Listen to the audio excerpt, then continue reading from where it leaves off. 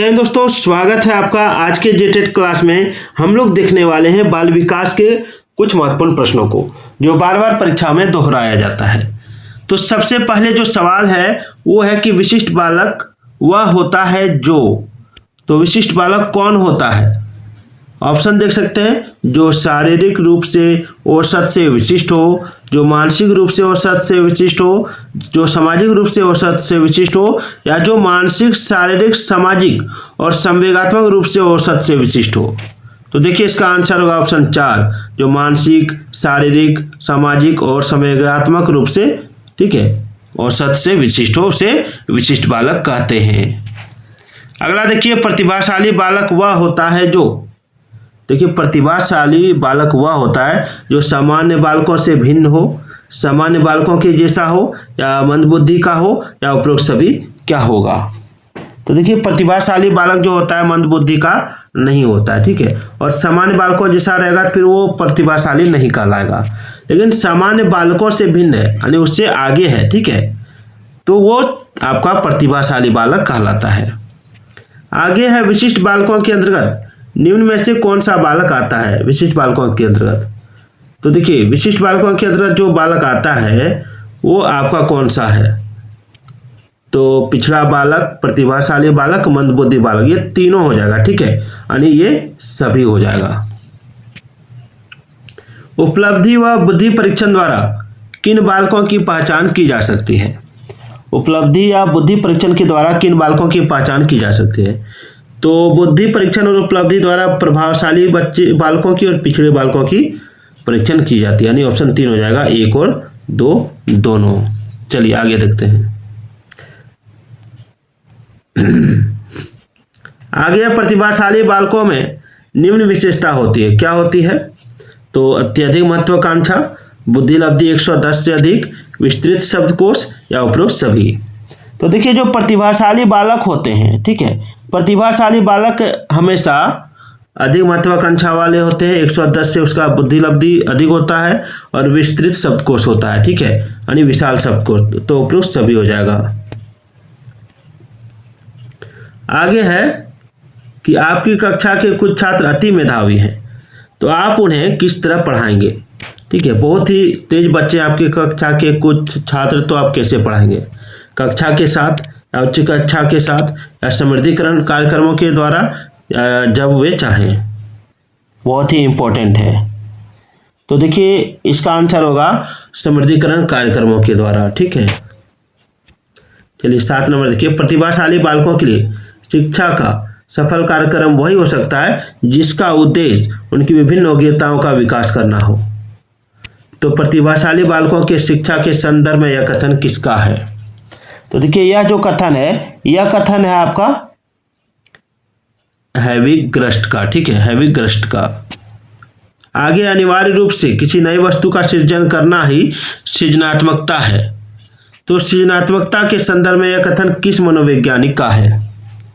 तो देखिए इसका जो राइट आंसर होगा वो होगा ऑप्शन 1, जेम्स ड्रेवर का, ठीक है। आगे साहचर्यवाद, अंतर्दृष्टिवाद एवं अस्तित्ववाद का संबंध निम्न में से किससे है? साहचर्यवाद, अंतर्दृष्टिवाद एवं अस्तित्ववाद का संबंध निम्न में से किससे है? बहुत ही इंपॉर्टेंट टॉपिक है, तो हो जाएगा सृजनात्मकता से।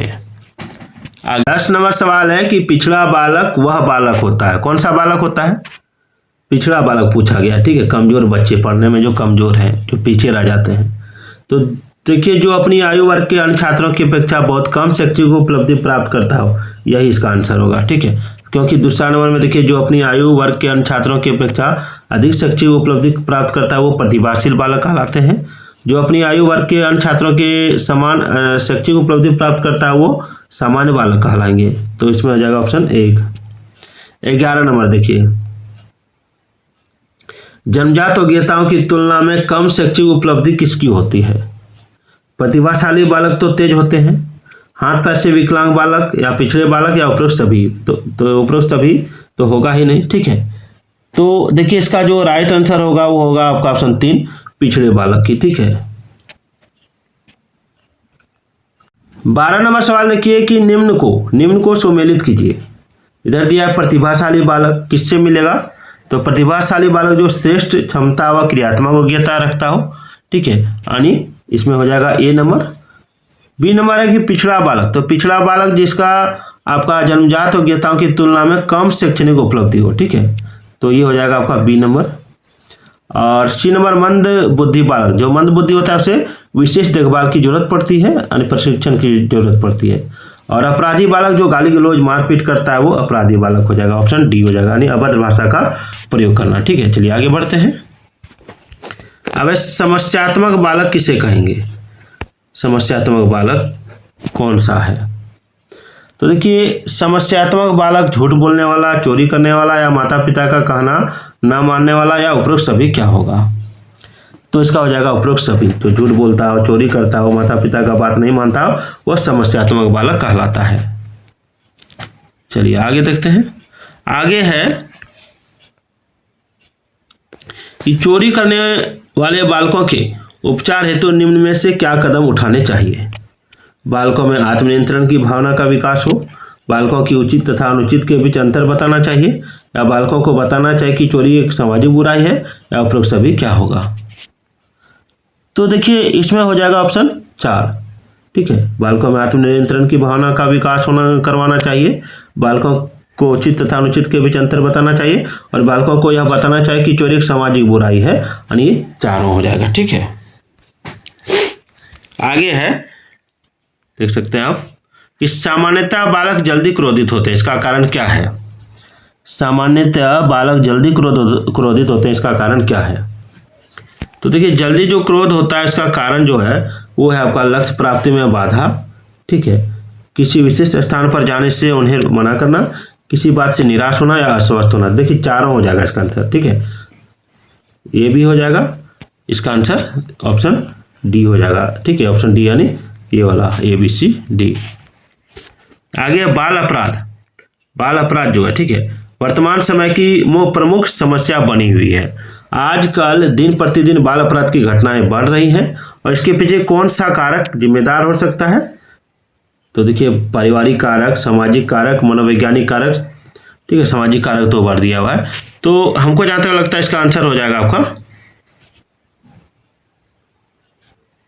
ऑप्शन 4। ठीक है, ABCD।